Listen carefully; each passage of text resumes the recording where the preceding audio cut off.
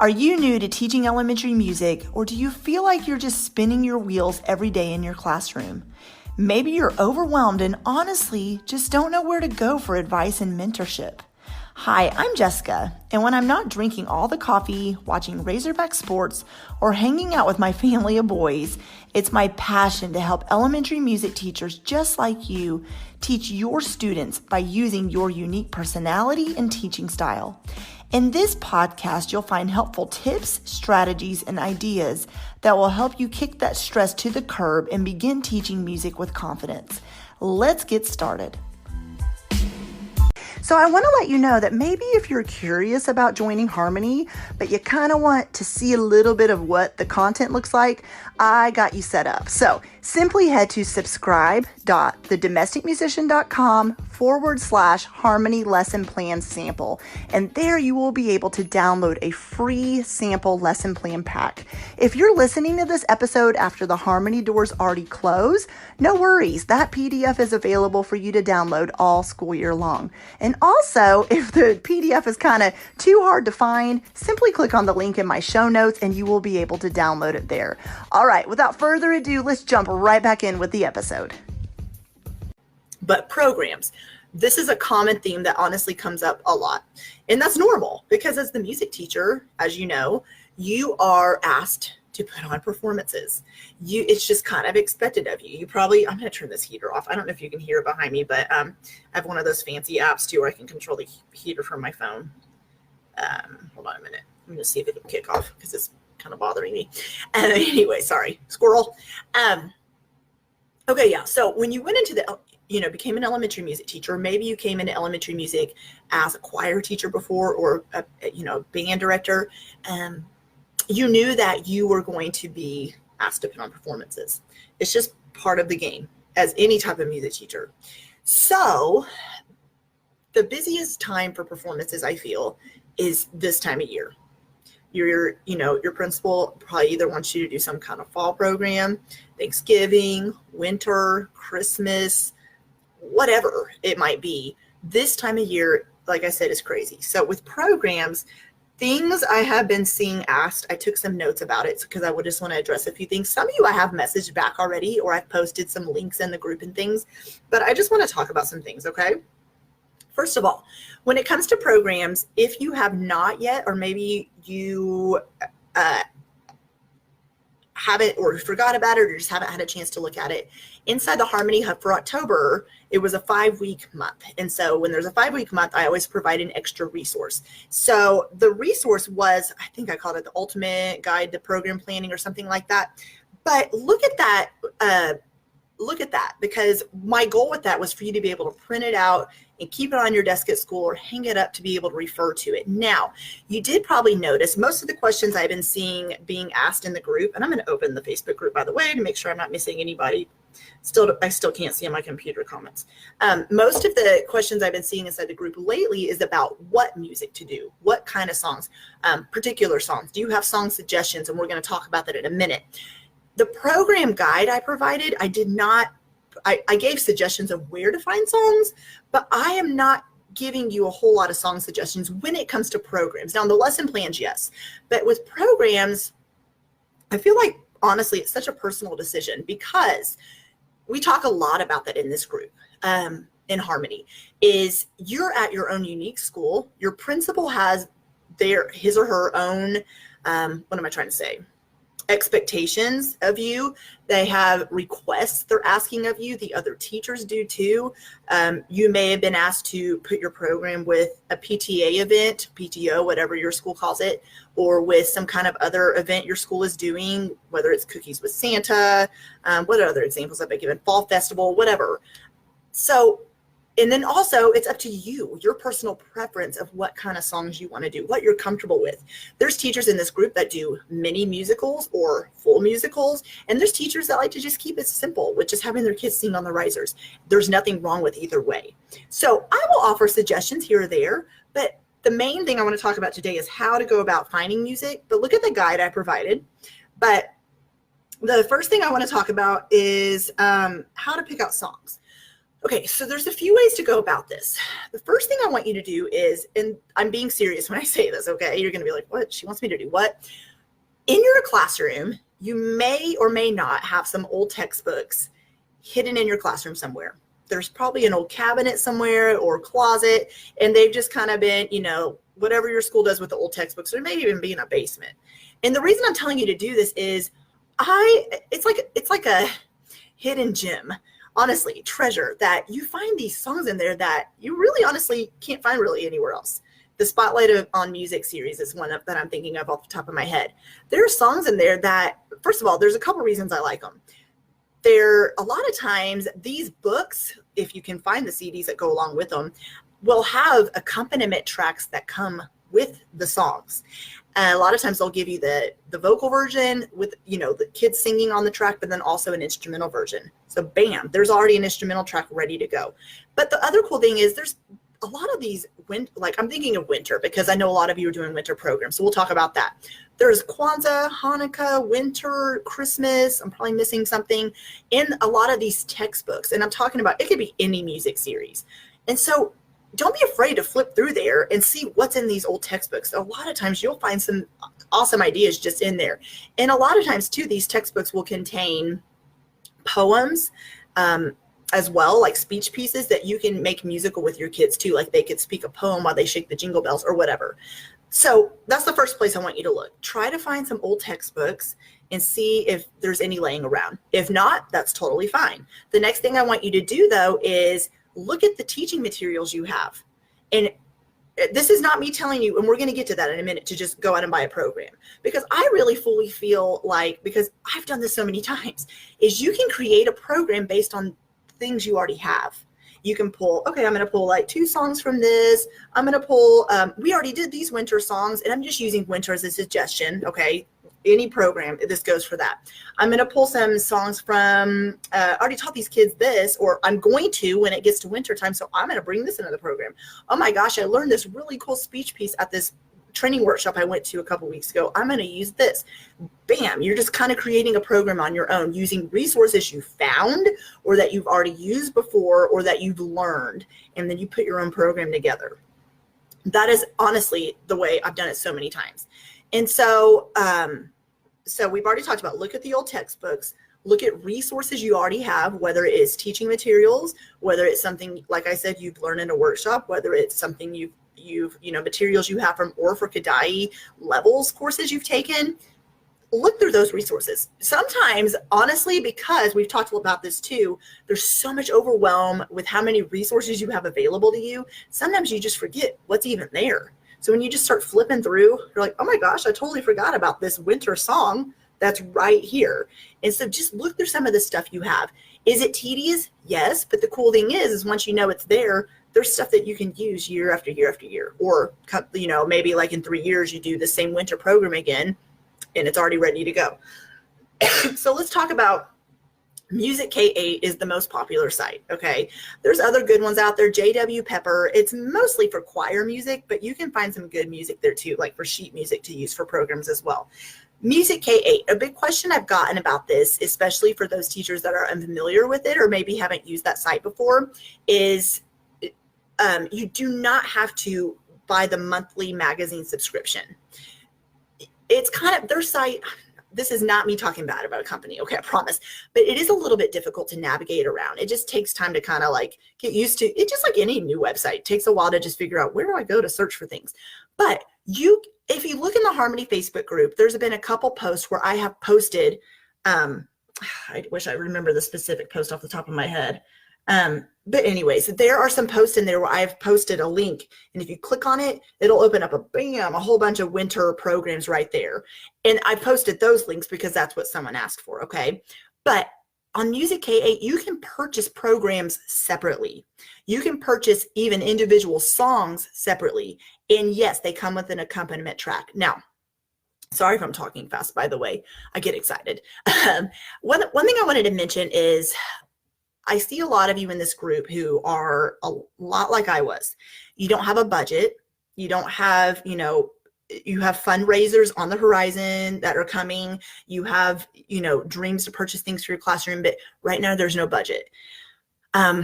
I want to encourage you that I learned the hard way that I did purchase most of my programs on my own. But like I said, I used a lot of the free resources I already had available to me. But when I did purchase programs from Music K8, I spent my own money. There's a couple reasons for this. One, you get to keep that program because it's yours. You bought it, it's yours. The school didn't purchase it. So what happens, this is what I'm getting at, is when you, if or when you move to a new school one day, you can take it with you. You don't have to leave it at that school and then be like, oh man, I want to use that program again, but I don't have it.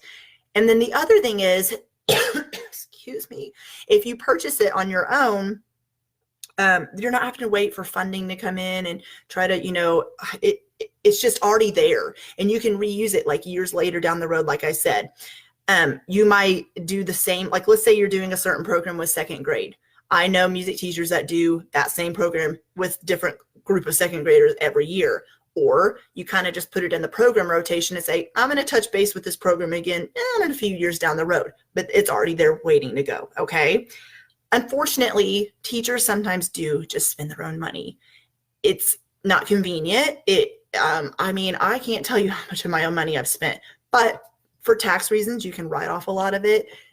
But if you do have a budget, by all means, use that, okay?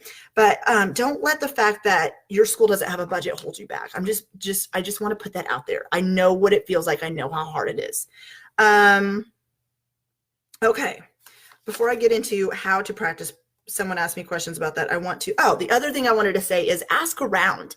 I've already seen a lot of you in this group. So when it comes to specific songs, you're like, hey, I'm doing a winter program. Give me song suggestions. That is honestly one of the best ways to do it as well, is just to ask around in a Facebook group setting, or music teachers in your district, or if you're not in a school district, music teachers you just know from your area. Don't be afraid to ask them, because a lot of times there are so many songs out there, you guys. I mean, just so many. I'm learning about new songs all the time, that someone will give you a song suggestion and you're like, oh my gosh, I've never even heard of that. You look it up, you're like, that's perfect. Don't be afraid to ask, okay? There is no wrong question. Just ask and you'll get these suggestions of songs you've never heard of. All right, so let's jump into, when it comes to programs, and then we're gonna switch gears a little bit, how to practice. I am so sorry, by the way. This cough is it's like the eternal cough. It won't go away. Okay, so I had a question the other day. Someone messaged me and asked me, how do I practice my program music without it being so tedious for my kids? Because it just feels like they're sitting so long, learning these songs by rote, and it's just getting, they're kind of like getting bored. There's a few ways to go about this. First of all, just know that working on a program is different than just teaching a regular lesson in your room, okay? Explain to your students, you know what? There is going to be a lot more sitting still. There is going to be a lot more singing today. There is going to be a lot more echoing me as I sing. Just let them know ahead of time so they know what to expect. So they just know this is going to be different, but also we're working towards a goal. The goal is the performance, and explain to them why that's important, why a performance is important to them or should be to them. Okay, but here's some ideas to work on a program so it doesn't feel so tedious. Break it up, okay? And I talked about this in that ultimate program planning checklist that I taught you about. That's in the, actually it's right under the Harmony Hub. That's a bonus resource. What was I gonna say? Lost my train of thought. Oh yeah, I know what I was gonna say. Break it up. So if you have 6 songs, then look, okay, remember, your students better than anyone. I know my students, they're not going to be able to sit still for longer than 1 song or 2 songs. So what I'm going to do is we're going to practice the words today. The next time we're going to put the music to it, or we're going to learn both of these songs fully all the way through. Now, there are ways that you can get your kids to not get so bored while they're learning it. Even if you're practicing 2 program songs, have them pat the steady beat. Have them clap the rhythm with you. So they're still moving. You could have them do this while they're moving or something like that. So they're not just sitting still. You could even have them stand up to move. You say, hey, walk in place with me while we learn the words, or walk around the classroom while we learn the words together. Okay. Just something to get them moving, or snap their fingers like this. So they're not just sitting still, echoing after you, because they are going to lose it. Getting kids moving, even if it's just the tiniest bit of movement, will really, really help. Okay. With anything in the music room, I'm all about movement. So we talked about breaking up the songs. Don't just teach the program all the way through. Break it up. have them echo the words, then work on the music, then add a new song, then add instruments if you're doing that. If not, that's fine. Then add in the speaking parts, then add in the whatever, the movements, the motions. You can even teach the motions and the movements as you're teaching the music. So that way they're like focused and they're moving around and not just sitting there, sitting still singing. We talked about have them work on the steady beat and the rhythms while they're singing too. The other thing I want to say is as you're working on the program, entice your students with some kind of reward. And what I mean by that is, hey, so remember, we're explaining to them, this is what we're doing. And when we're working on a program, it's different than our normal routine in the music room. But here's what we're going to do. We're going to start with a fun warm-up. Think of the body percussion warm-up that I've already showed you before in the lesson plans.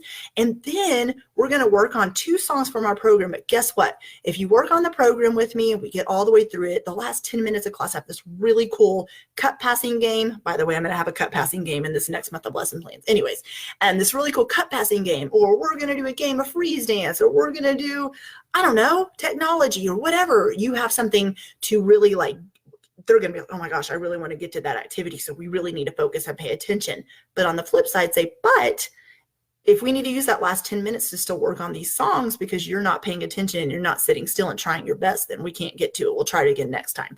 A lot of times just telling your kids, giving them the expectations, letting them know what's happening, let them know what to expect in the music room that day. Then when you have you tell them what's happening next, they're going to want to earn that reward. Is it always a perfect system? Of course not. But I just want you to know, because I've gotten questions about this. When working on programs, it is tedious. It is hard. It is long. It is kind of like you're over it just as much as your students are sometimes. But just know that it's something that has to get done. Just time management when it comes, look at your lessons and say, how can I break this up? How can I make it more fun for my students? How can we get through this where they're not over it, So I hope that makes sense. Okay, now let's shift gears a little bit, and we're going to talk about this time of the year. We talked about at the beginning of this Facebook Live, I talked to you about this is the hardest time of the year, in my opinion, for music teachers. I refer to it as October because it's October, November, and December feel like one giant month shoved together. And it's crazy. It just is. The kids are like, they know holidays are coming up. It's everything holiday, everything all over the school. It's so here's what I want you to do is know that it's hard, okay? Know that your teaching is going to get interrupted. Know that even when you're looking at the Harmony lesson plans and your goal is to implement maybe some of them, all of them, that in there you're going to have to take out some of those plans to work on program with certain grades. And that's totally fine. Because what happens is when you're working on a program, you're still covering some of the standards in music, you guys, and you can just jump right in and do the activities that you want to do when the program's over. It's fine. Just know that, especially if this is your first time ever doing elementary music programs, you're probably like, how am I supposed to teach this, and do programs? You don't. If third grade's working on a program, then what you see in your lesson plans you already have or the Harmony lesson plans, say, I can't do any of that right now. I'm going to work on my program. Then I'm going to try to do some of these activities next time. And that's fine. And it's also fine if you don't get to everything in the lesson plans. That's okay too. The main goal, remember, is to teach your students music. The other thing I wanted to mention, excuse me, is that it's okay to say no. I feel like people forget. When I say people, I'm lovingly going to talk right now about the other teachers in your school and your administrator and sometimes even your parents, that they forget that you're one person, you're one human being, okay? So you can't do 150,000 things. It's just not possible. So when you're asked if your honor choir can come sing at 4 different banks when you're working on a program and you really need to do that instead, you can say no. Or you could say, hey, how about we do that in December instead of November? Work with them on it. When a teacher says, hey, I really need you to work on this math rap, and you're like, I can't do anything extra right now, it's not possible. You can say, hey, can we move that maybe to the spring? And then I can work with on that then. Just, it's okay to say no, or to kind of say lovingly, no, but I'll do this, but then. And the one thing I want to say about that is, I was thinking about this today before I came on live, is I feel like, especially if you're at a new school, even if you're not a new teacher, but you're at a new school, it's harder to say no, or to kind of like, I wouldn't even necessarily say stand up for yourself, but to have an input, I guess is what I'm trying to say, because you're not as familiar with the school environment. They're not as familiar with you. So they're kind of like, how much can I get this teacher to do, this music teacher to do? And you're kind of like, how lovingly do I let them know I'm not doing all this? So it's okay. Give yourself grace, give yourself time, because I feel like next year and then the year after and then the year after, if you're at the same school, will get easier. You're going to know how to communicate better with the people in your building. You're going to know, how do I balance all this? Does that make sense? I hope that makes sense to you, but just know that it is okay to say the word no. Now, I realize sometimes that if it's an expectation or something being asked of your principal, that's harder to say no to, isn't it? Because you're like, I kind of need my job. So, so when it comes to that, but especially it's one of those things where if they're asking you to do something last minute and you're just like, there's no way I can have this ready in time. Just maybe you look at your principal and say, hey, I know you asked me to do 4 songs. I don't see me being able to get those ready because I'm not going to see the students that much. Can we maybe do 2 songs instead, or 1 song and something? And then a lot of times they'll say, yeah, sure. Because they just don't know. They don't know, what really goes on in your room or how much you see your students. So just don't be afraid to speak up and, advocate for yourself. Okay. Let's see. What else have you guys asked? I said that. Oh, the other thing I wanted to say about programs before I'm going to see if we have any questions before I go is when it comes to your programs too, I know it's overwhelming because not only working on the program, which we already talked about, but decorations wise too, which for me, it's all about keep it as simple as possible. But also, I wanted to talk about the audio part of it too, because I've had questions about that too. So decorations, ask for help. Ask your art teacher. Ask the students to help you make art. A lot of these kids are so artistic and you're going to be so surprised with what they come up with. You're going to have sometimes teachers that just love to do that. So don't be afraid to ask that too. A lot of times, if you're anything like me, you just have a hard time asking for help. And so don't be afraid to just speak up and say, hey, I really need help with some art, some art for our program. Who wants to help out? You're going to have teachers be like, oh, well, sure. I can make that in like an hour. You're like, bam, done, check. So let's talk about audio real quick. I've actually seen a couple of you ask this. You find a song, okay, maybe it wasn't from Music K8, maybe it wasn't from an old music textbook, which we talked about earlier, that already has an audio track ready to go. Maybe it's a song and then all you could find was the song version on YouTube. And it's the kids singing along with it. And you're like, how am I supposed to have the kids perform with this when there's already kids singing on the track?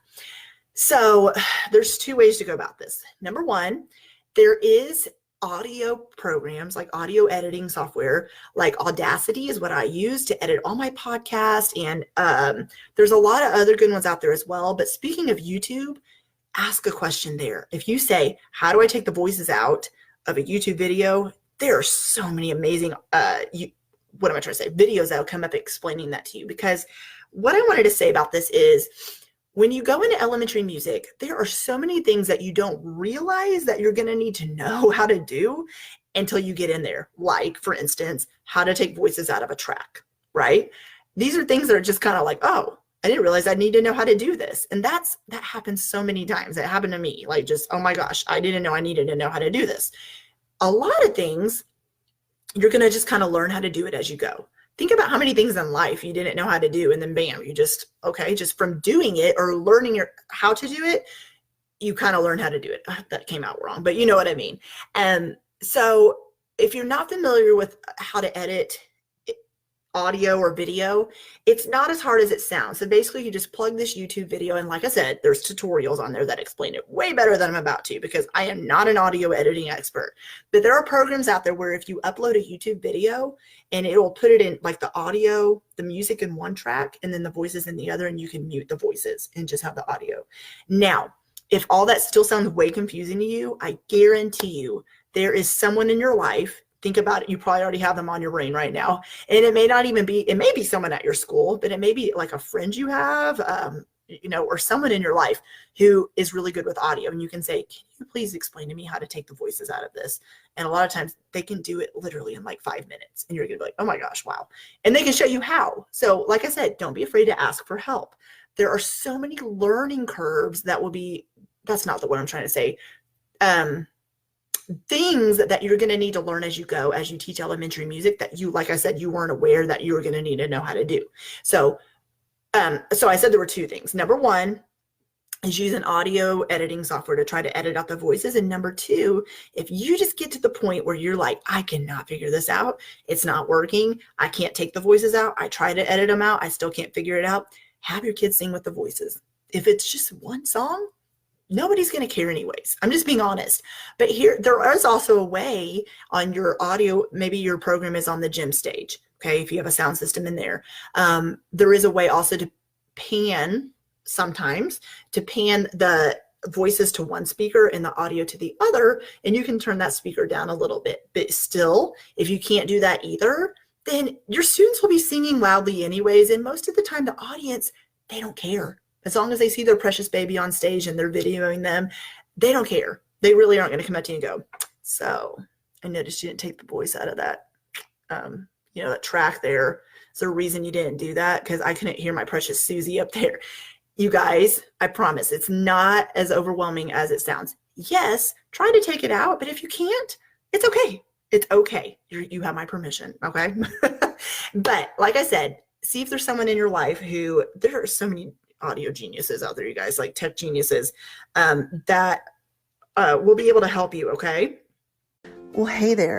It's truly hard to put into words what the experience for you will be like in this membership site unless you join us, because it is truly like nothing I have ever been a part of. And yes, I'm the creator of it, but I'm telling you, the expectations I had of this membership site and what it's turned out to be over a year have completely blown me away. These teachers show up for each other. They are there for each other. They feel like a family. In fact, we call each other the Harmony Fam. I love the conversations we have in the Zoom calls and the way they come and help each other out in the Facebook group, and the lesson plans I see them implementing, and the way I hear them saying they've gone from feeling overwhelmed and stressed out to feeling a little bit more confident. And it's not as overwhelming this year trying to plan lesson plans every day.